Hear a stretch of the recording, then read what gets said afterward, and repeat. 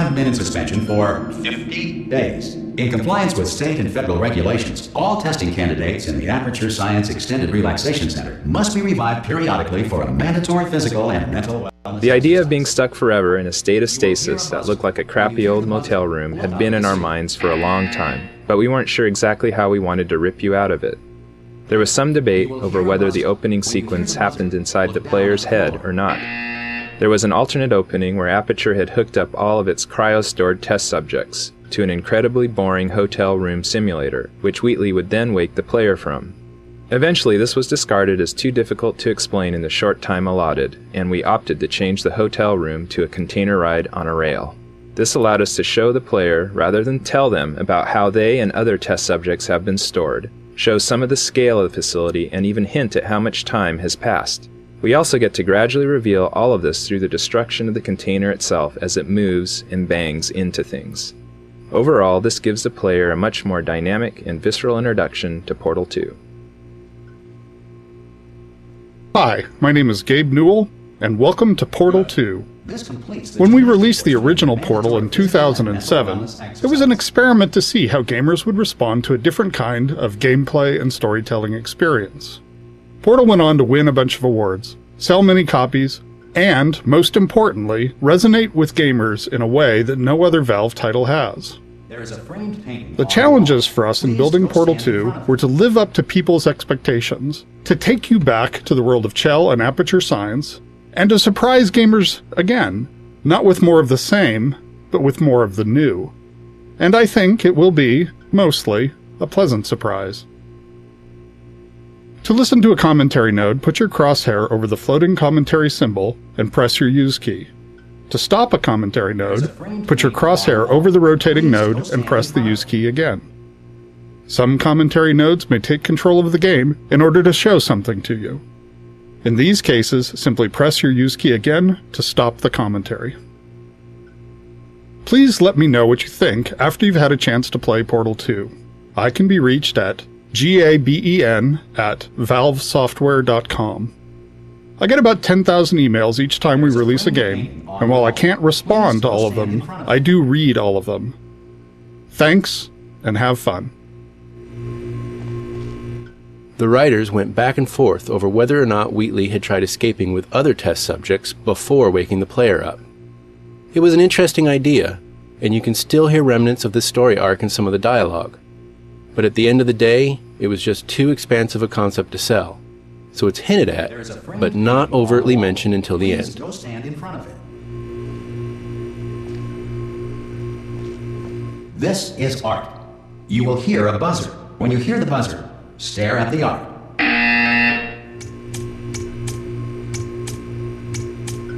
You should now feel mentally reinvigorated. If you suspect staring at art has not provided the required intellectual sustenance, reflect briefly on this classical music.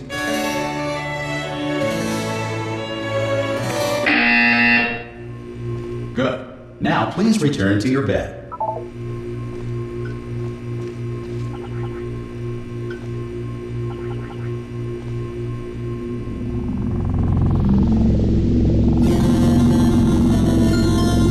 Good morning. You have been in suspension for 9999999. This courtesy call is to inform you that all test subjects. Hello? Anyone in there?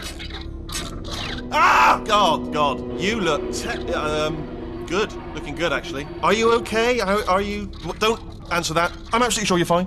There's plenty of time for you to recover. Just take it slow. Please prepare for emergency evacuation. Stay calm. Stay calm. Prepare. That's all I'm saying. Prepare. It's all fine. All right. Don't move. I'm going to get us out of here. Oh, you might want to hang on to something. Word of advice. Up to you.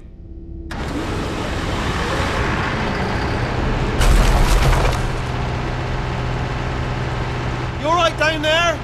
Can you hear me? Hello?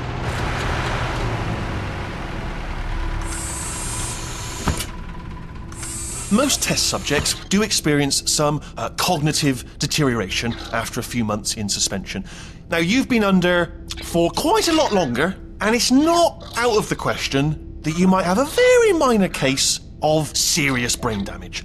But don't be alarmed, all right? Although if you do feel alarm, try to hold on to that feeling, because that is the proper reaction to being told that you've got brain damage. Do you understand what I'm saying at all? Does any of this make any sense? Just tell me, just say yes. Okay, what you're doing there is jumping. You just jumped. But never mind, say apple. Apple. Okay, you know what? That's close enough. Just hold tight. All reactor core safeguards are now non-functional. Please prepare for reactor core meltdown. Okay, look, I wasn't going to mention this to you, but I'm in pretty hot water here. How you doing down there? You still holding on? The reserve power ran out, so of course the whole relaxation centre stops waking up the bloody test subjects. Hold on, this is a bit tricky. And of course, nobody tells me anything. No, why should you tell me anything? Why should I be kept informed? You know, about the life functions of the 10,000 bloody test subjects I'm supposed to be in charge of. Why? It's close. Can you see? Am I going to make it through? Have I got enough space? Just gotta get through here. Okay, I just gotta concentrate. And whose fault do you think it's going to be when the management comes down here and finds 10,000 flipping vegetables? Alright, so no, I hit that one. I hit that one.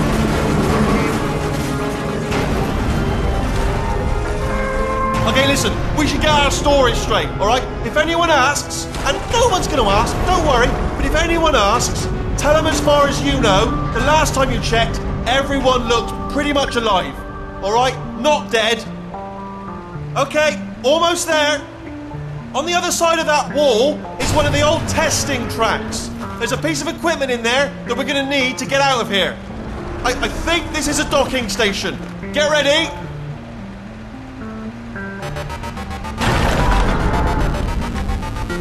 Good news, that is not a docking station. So there's one mystery solved. I'm going to attempt a manual override on this wall. Could get a bit technical. Hold on. Almost there. Remember, you're looking for a gun that makes holes. Not bullet holes. But don't worry, you'll figure it out. Seriously, do hold on this time.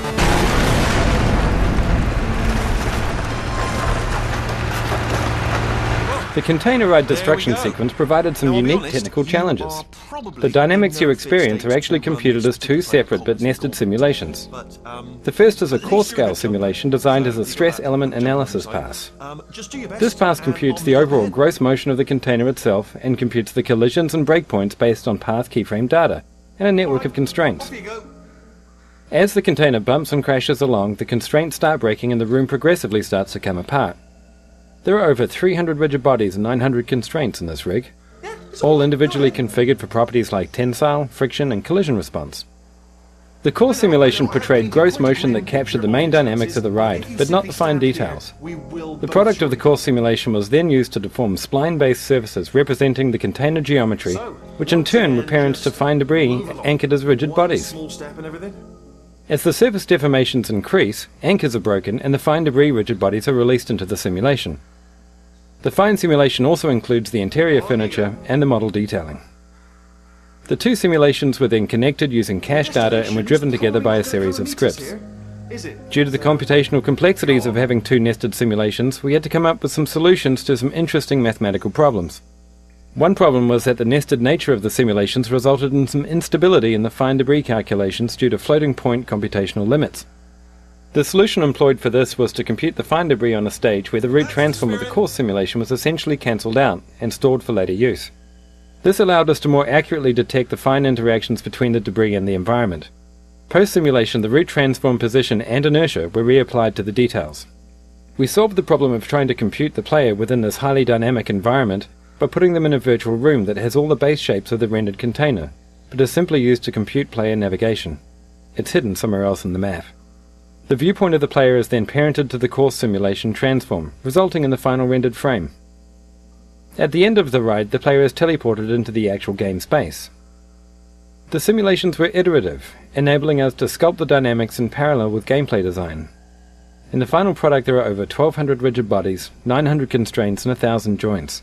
With all the iterations combined, the actual runtime spent computing the simulation was 92.4875 days.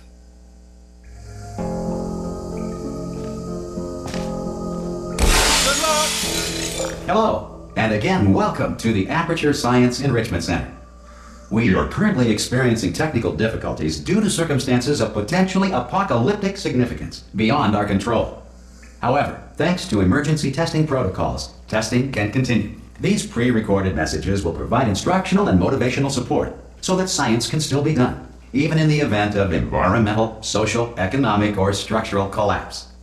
The portal will open and emergency testing will begin in 3, 2, 1.